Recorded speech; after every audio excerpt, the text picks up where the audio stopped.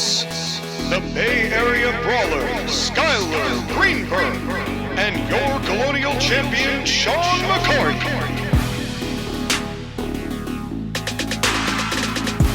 Welcome to the Court-Martail Podcast.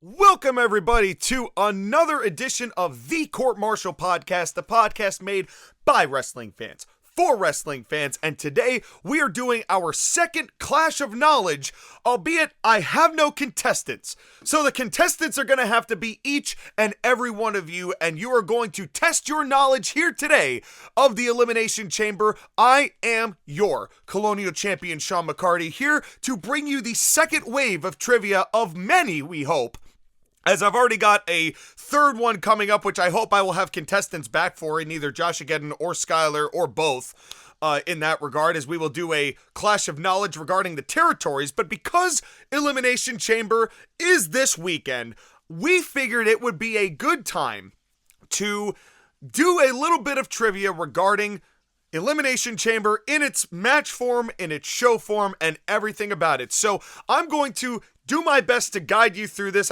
Here's how we're going to do it. I'm going to ask the question. When I ask the question, I'm going to give about 5 seconds or so for you to answer, and then I will reveal the answer. And here's how you count it. In round one, I'm going to give you a question. It is 2 points for that correct answer if you get it. Then I will ask a bonus question.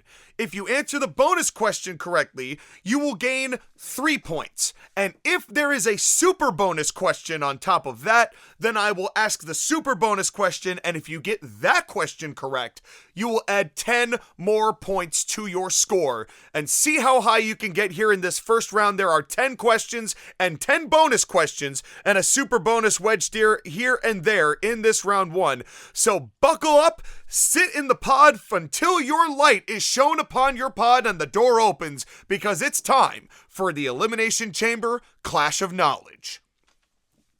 Round 1, question 1. The first Elimination Chamber pay-per-view in 2010 was held in which Apex U.S. metropolis?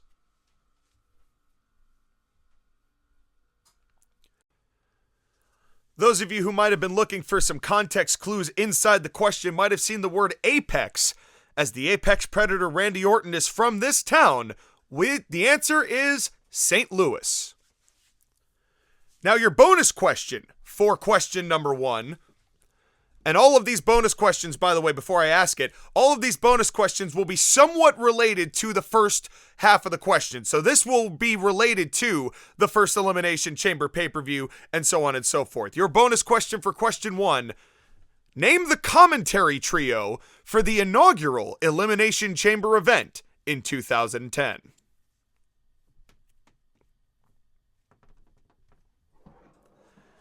This was a very strange time for wrestling commentary, as these three would ultimately be apart and separate for a little bit, as Michael Cole would enter his heel era, which, at least in my opinion, was one of the worst, but he wasn't there yet. Michael Cole, Jerry Lawler, and Matt Striker. Alright, question number 2. The first Elimination Chamber match took place at Survivor Series 2002. What pay-per-view did the second Elimination Chamber take place?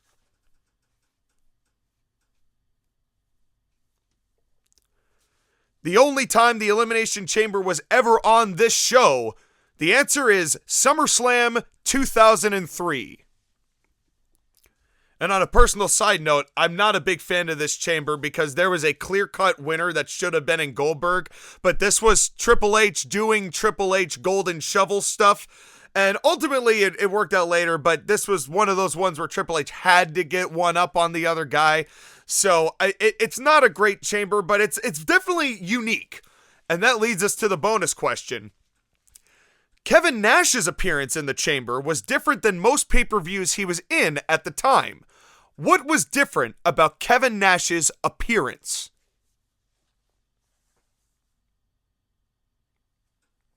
Now, it seems like the easiest answer would be that he had 2 actually functioning quads, but we're looking in this answer for something more cranially concerned. The answer is Kevin Nash's short, buzz-cut, flat-top hair. And I forget who he lost the hair versus hair match to. It might have been Jericho. This is why we need contestants and we need Skylar for additional context. But the short hair look, it only appeared once for Kevin, and I'm not upset about it. Let's move on to question 3. In the build-up to the 2013 Elimination Chamber, then World Heavyweight Champion Alberto Del Rio humiliated this would-be challenger by removing the wheels from his tour bus and pouring paint all over him.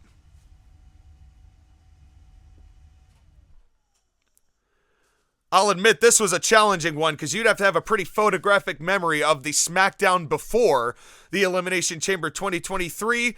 The answer is The Big Show. And let's see how niche your knowledge really is, because the question for the bonus in number 3, what color paint did Alberto Del Rio pour on both the cameraman and Big Show's head?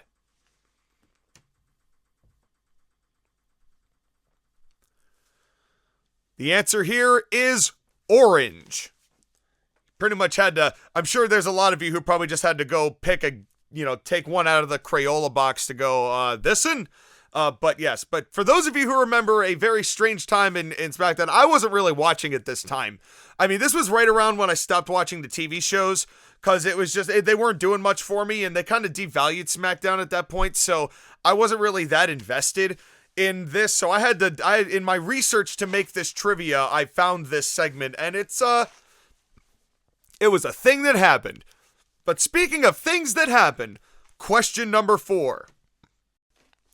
The first ever women's Elimination Chamber in 2018 consisted of Mandy Rose, Bayley, Mickie James, Sonya Deville, Sasha Banks, and this Raw Women's Champion.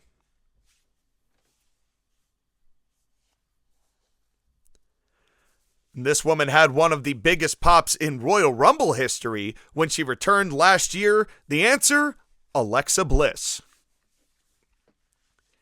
Here is your bonus question for number 4. Stephanie McMahon, inventor of women's wrestling, was also in an angle that night that resulted in her involvement in which match at WrestleMania of that year?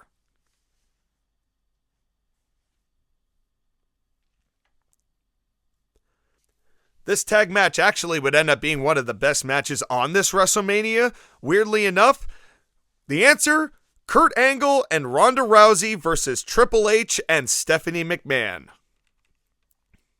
And the angle at this Elimination Chamber was kind of cringy, but it was kind of what they needed to do. And it was a good introduction for Ronda, and Triple H and Angle put a great match together.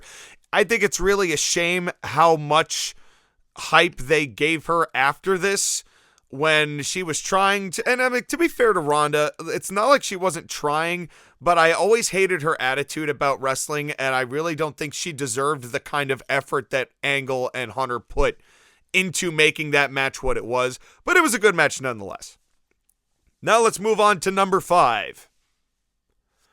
Back when nothing was meaner than the WWE's treatment of women's wrestling, the Divas match at the 2014 Elimination Chamber ended when AJ Lee was disqualified but kept her Divas Championship after which diva interfered on her behalf?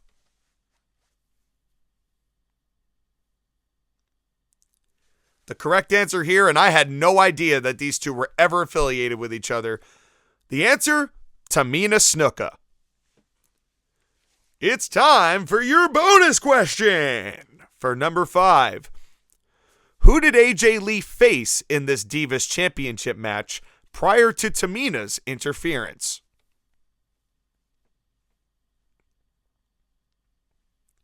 Regrettably, I have nothing funny or quippy to say about this woman because after all these years, I still know very little about her, and I don't care to. The answer is Cameron. How are you all doing, ladies and gentlemen? You have got a possible 6 points apiece right now, and we've gotten through 5 questions, so you could possibly have 30 points maximum. Let's see how well you do in the second half of the first round. Question number 6. The main event of the 2021 Elimination Chamber saw Drew McIntyre retain his WWE Championship in the chamber with a Claymore in mid-air to which 2-time former World Champion?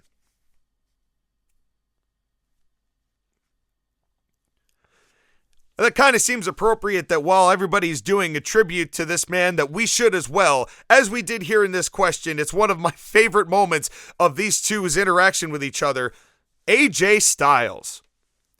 Because AJ was coming up for a phenomenal forearm and Drew caught him at the pass. It was one of the best endings to an Elimination Chamber match that I can recall, at least as far, especially in that time when there's still like the Thunderdome and we were still trying to process all of that, and we hadn't quite gotten to WrestleMania 37 in Tampa with Titus O'Neil saying "You ain't little John Ho." So it was still a good moment, and for a chamber that I think people would otherwise rather regret because of the circumstances, that spot definitely deserves recognition, at least in my opinion. But let's move on to the bonus question.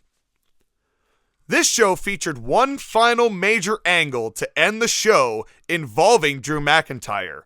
What was it?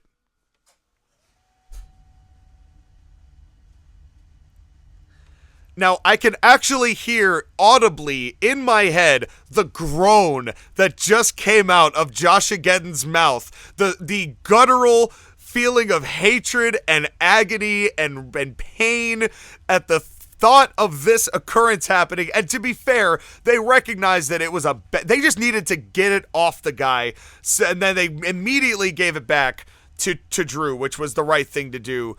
And then ultimately, what happened with Drew and Bobby. But the answer is Miz cashes in the Money in the Bank and wins the world title. And, it was at a time when a lot of people were clamoring that Miz deserved more recognition, like he was better than people were making him out to be. And to be fair, there's an argument to be made for both sides of that, I think. But I respect The Miz, and I respect The Miz's accomplishments and what he's done and the grind that it took to become the man that he was. But this was at a time when people were clamoring for The Miz to win the world title, but not then. Just any other person, any other time, any other situation, but then. And the moment passed, and it was just nobody wanted it at that moment. And it was just a shame how it all went down, but also The Miz took that from Otis, who had won the Money in the Bank in that weird climb to the top of Titan Towers match that they did. That was just, you want to talk about agony. You want to talk about pain. Rey Mysterio died for our sins falling off of that, off a Titan Tower. And he's still wrestling to this day, which goes to show the resiliency of Rey Mysterio. But let's move on to question number 7.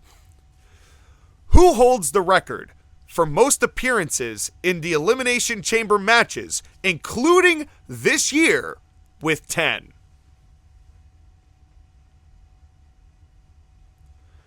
Some might say that his acclamation of 10 chamber appearances came out of nowhere. The correct answer is Randy Orton. Now for the bonus question for question 7. Also with 10, which wrestler holds the record for the most eliminations?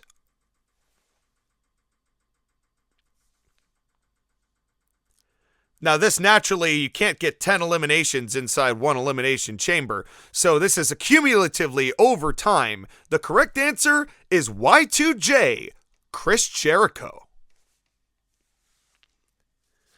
All right, 3 more questions left for round 1. I hope your totals are bounteous, voluptuous and bounteous, and require D-cups. Question number 8. Perhaps the most controversial Elimination Chamber took place in 2006 when the buy rate for this pay-per-view set the record for the lowest in company history until the network launch in 2014 with 90,000. Name this pay-per-view.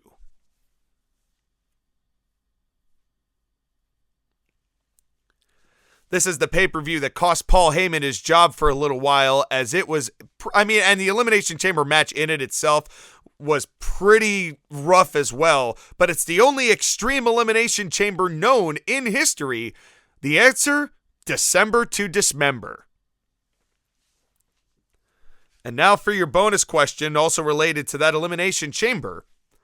Sabu was originally slated to compete in the match, but was replaced by which wrestler after a backstage attack?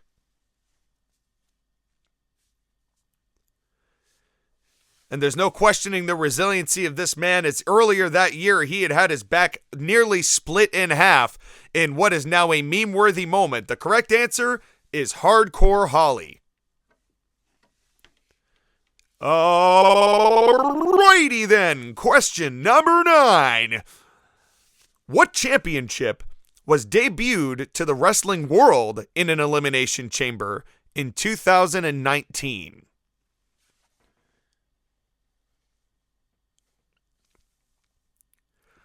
Now, in case my verbiage was a little too gawky there, what I was looking for here was a pair of championships. A championship that WWE debuted and was launched in the Elimination Chamber and crowned their first champions, and I've kind of given it away here, but the correct answer, what are the Women's Tag Team Championships, the most cursed championship belts in wrestling history? There are very few title reigns that have not ended in injury, and significant injury that required significant time off from one or both participants. So whoever's holding the tag team championships right now for the ladies, be careful and make sure you're insured.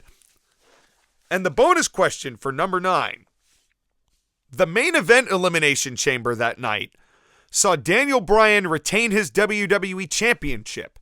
But the bigger story was the start of what wrestler's famous WrestleMania run?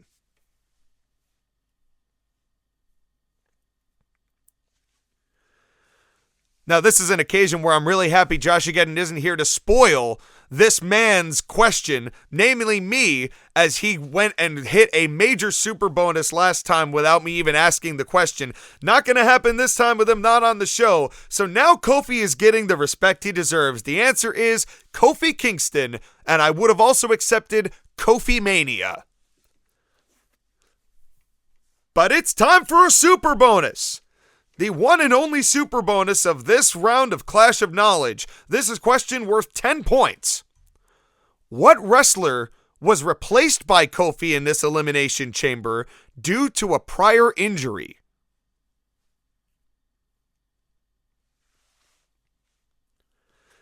One of the key details of Kofi Mania that people seem to forget or it doesn't get retold is that Kofi Mania happened entirely by accident, as Kofi Kingston was replacing Mustafa Ali. All right, now we're moving on to question 10, as you have a grand total of 70 points you can acquire over the course of this. I'm sorry, I said 4 points. I take that back. I have been incorrectly giving you point verbiage because I said it was 3 points for a bonus, and yet I've been counting it as if it were 4. So please forgive me, as you are able to get 60 points, not 70 points, but you probably already knew that. I did not go to school for math. I'm doing a wrestling trivia podcast. Get off me back there, boy. Here's question number 10. The only time the United States Championship was ever defended in an elimination chamber occurred in 2023 when this man defeated the likes of Bronson Reed, Montez Ford, Johnny Gargano, Damian Priest, and Seth Rollins.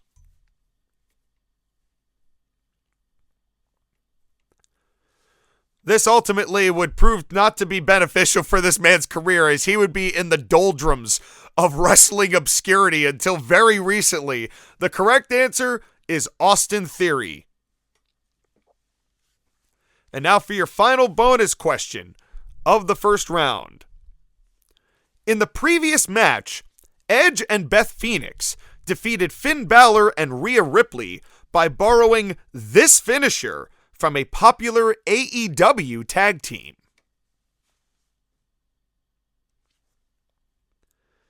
You know, it's ultimately ironic now considering Edge's quote-unquote feud he's got with FTR, if you can call it that. I'm not really sure. They've had interaction, but I'm not sure that anything has relative coherence on that show, but that's at least what I've been able to ascertain. The correct answer here, what is FTR's Shatter Machine?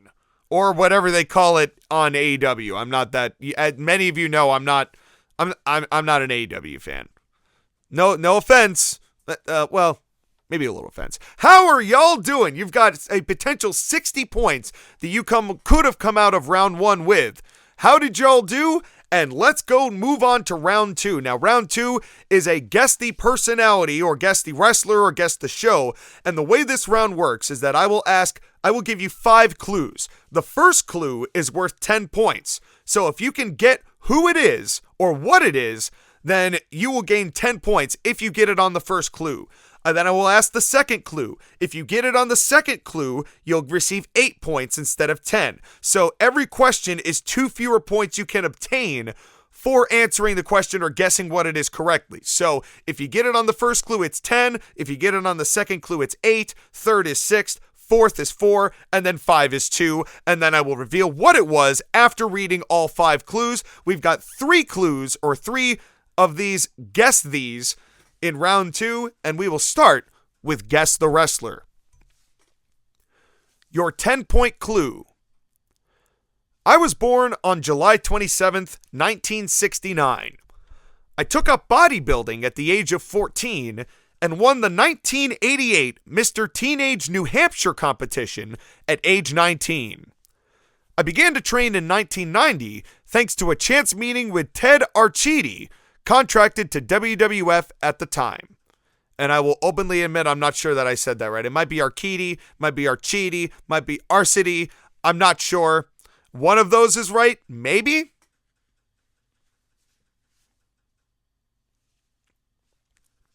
All right. Maybe some of you already know this, but let's move on to the 8-point clue. My televised career began in WCW, but I moved to WWF in 1995, where I've been ever since. My finish in those early days was a cutter.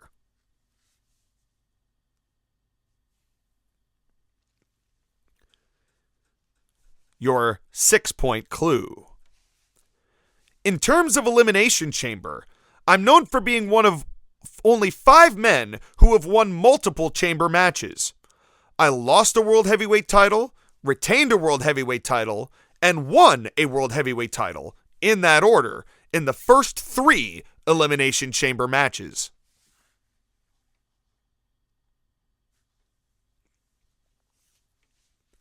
The 4-point clue. Many fans remember my injury in the very first Elimination Chamber, when a 5-star frog splash went awry, crushing my larynx. I would wrestle for almost 20 minutes after the injury occurred.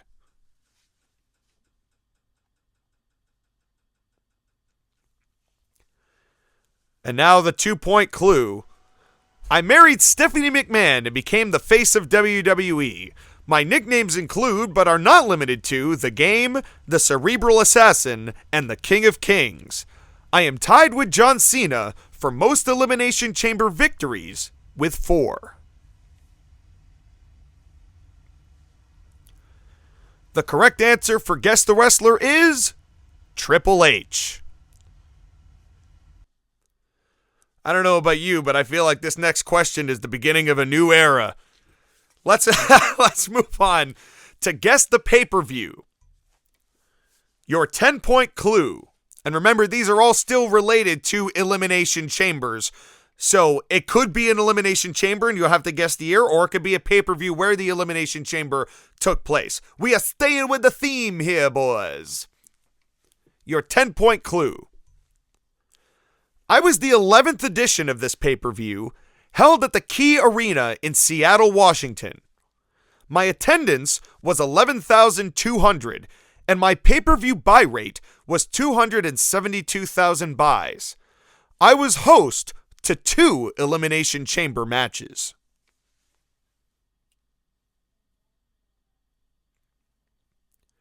I would imagine that did not narrow it down a whole lot, But maybe some of you caught on to that, or maybe some of you were there. Who knows? Let's move on to question number 2, worth 8 points. I am the only show to feature Vladimir Kozlov on my show poster.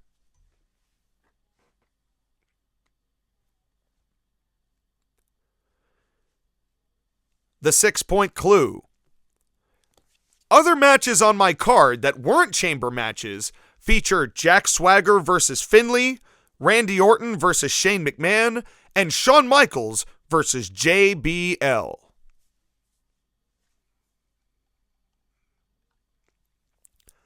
The 4-point clue. My chamber matches featured the unique distinction of having one wrestler compete in both matches after having lost his WWE Championship in the opening match and winning the World Heavyweight Championship in the main event.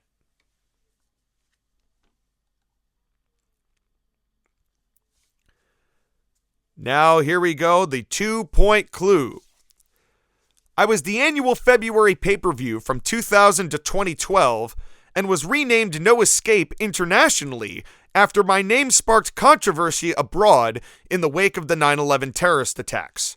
This night was also helpful in cementing Randy Orton's sadistic bald run, widely recognized as his best, when he punted Shane McMahon after the match.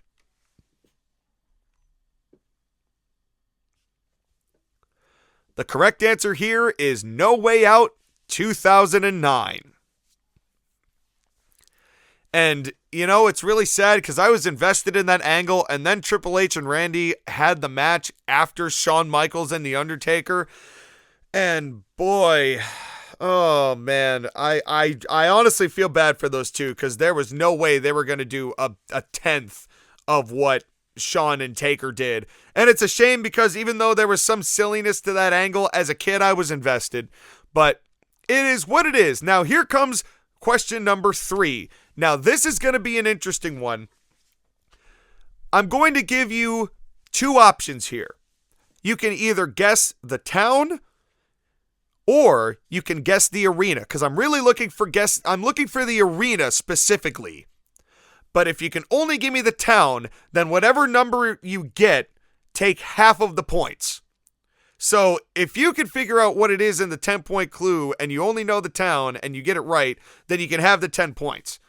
Or you could have the 8, you could have 5 points out of that. So if you only get the town, it's 5 or it's half of whatever the point total is. But I'm looking for the arena here, and you're all going to get it. You're all a bunch of smarties, and you eat Smarties, and Smarties give us money because we could use some funding. But that's unrelated. Let's move on. Guess the arena, the 10-point clue. I am an arena used for baseball, concerts, wrestling that typically seats between 10 to 55,000 people. The Elimination Chamber event in my city broke the record for the highest grossing WWE event in my country.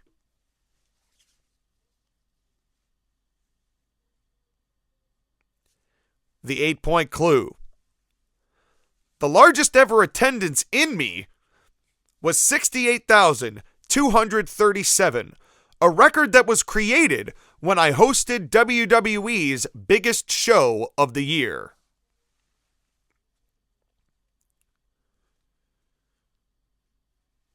The 6-point clue. Some considered me to be Hulk Hogan's unlucky building, as he lost 2 major WrestleMania matches in me, albeit 12 years apart.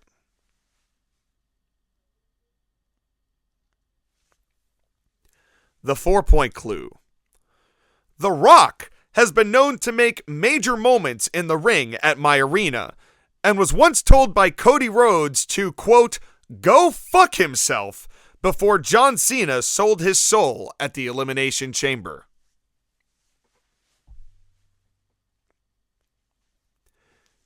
And last but not least, number 5, the 2-point clue. I was once known as the Sky Dome. My city is known to be the hometown of such wrestlers as Trish Stratus and Edge.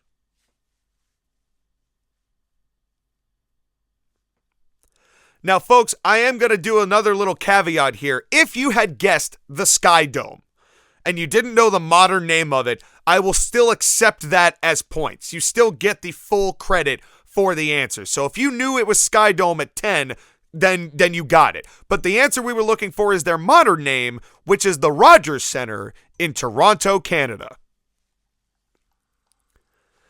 All right, with a grand total of 30 more points that you could have accumulated in that round, you could have up to 90 points in this situation, but we have got more to come, as it is now time for round 3.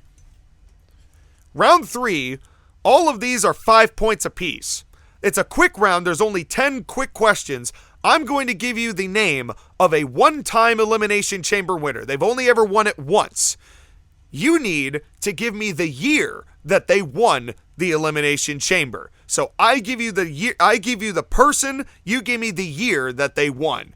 And these are all one-time chamber winners, so I'm not going to give you one where they won 2 matches. You know, I wouldn't give you John Cena or Triple H, for example, who won 4 of them. I'm not going to do that to you. I am not that mean of a trivia host. So let's go to round 3. Question number 1, what year did Brock Lesnar win the chamber?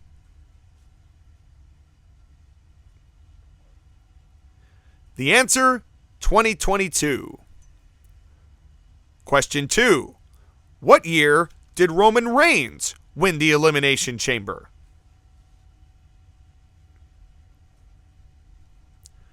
The answer, 2018.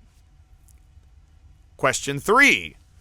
What year did Shawn Michaels win the Elimination Chamber? The correct answer, bad haircut, brown pants and all, is 2002. Question number 4. What year did Jack Swagger win the chamber? The correct answer, 2013. Question number 5.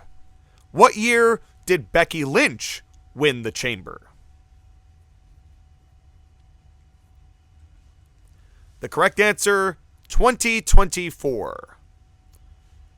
Question number 6. What year did The Undertaker win the Elimination Chamber? The correct answer, 2008. Question 7. What year did Randy Orton win the chamber? The correct answer, 2014. Question 8. What year did Shayna Baszler win the chamber? The correct answer, 2020. Question 9. What year... Sorry. Sorry. Every time I see this dude's name, it makes me laugh because the dude's a joke. What year did Ryback win the chamber? I'm sorry. The correct answer is 2015. And number 10, I'm sorry, he's catching a wicked stray. And question 10, what year did Bobby Lashley win the chamber? The correct answer, 2006. Unfortunately, he was the winner of that god-awful Extreme Elimination Chamber that we mentioned in round 1. And I believe that either that whole show or that Extreme Chamber is on YouTube now. So if you want to go check it out for yourselves, it's up there. But it is now time for the final round, as y'all could have accumulated a fresh 50 if you had gotten all of those points. So you have a opportunity here at 140 points up to this moment, but you could get a possible total of 280, a perfect 280 here in the final round. Your final question, it's kind of like Final Jeopardy, but we're not that show. This is a different show. This is Wheel of Money. No, I'm kidding. No, I'm kidding, folks. And if you get that reference, then you are a cultured individual. And you know what, editor? Just I don't know, put something in it that you feel is appropriate. Please, for the love of God, let go of the Wheel of Money. Wheel of Money! Everybody go check that video out in full length. It's worth your time. No, the way that we're going to do this is that you put a wager in how many points that you've accumulated that you want to bet. And then I ask the question, I give the answer, and then you tell us how many points you got. So folks, it's not just enough to keep your own score. You got to let us know in the comments how you did. How did you stack up against everybody else? How did you stack up against the fans? Let us know what score you got out of 280, as we are going to be doing many more of these. I love these test your knowledge types of things. We're going to have hopefully contestants back the next time, but we thank each and every one of you for joining us for this level of trivia. Your question category for the final round is Elimination Chamber finishes. Place your wagers now. Thank you for your wager! Your final round question is this. In the 2006 Elimination Chamber at New Year's Revolution, John Cena became the first to retain his WWE Championship inside the chamber by pinning Carlito with what wrestling maneuver?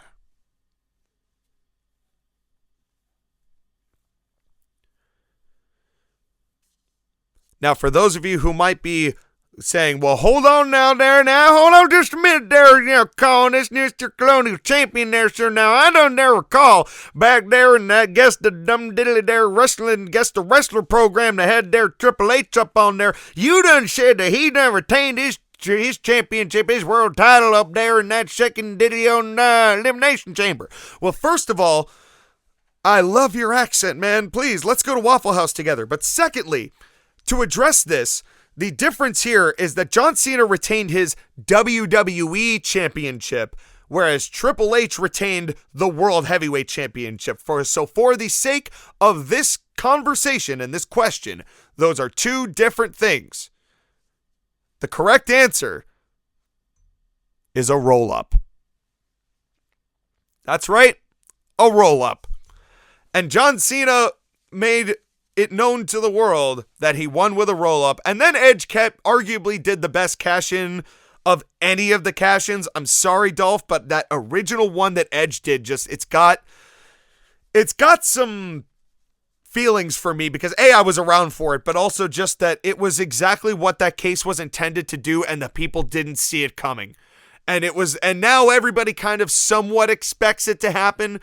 And that's kind of the shame because it's just been around for so long. But there was something magical as we come to celebrate 20 years to the year that happened with Edge. It was such a moment having Edge cash that in. And I wish that Edge had gotten more victories with the world title then. He became a 2-time champion that year, but he never held the belt for very long. And then they gave him that even worse looking spinner belt than the one that John Cena made.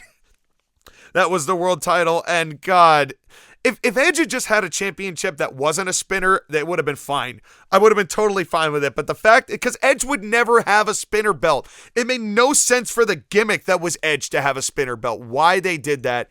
And then it disappeared because it probably didn't sell because it didn't look that great because it was a spinner belt. But folks, I don't mean to spin around in circles. Out of 280 points, I hope you did well. Thank you all for coming to the second ever Clash of Knowledge here at the Court-Martail Podcast. Stay tuned for our Elimination Chamber review, which we're going to have up at some point next week, most likely. And Josh again will join us, most likely. And if not, we will find ways to bring you all of the wrestling that honestly, we feel like doing because we're doing this on our own terms, and I think you all know that at this point. But we've got some other exciting initiatives too, so stay tuned for some fun things that might be coming up on the Court-Martail Podcast. I am your Colonial Champion, Sean McCarty. We've got to go to our first commercial break, and we will be right back right after this.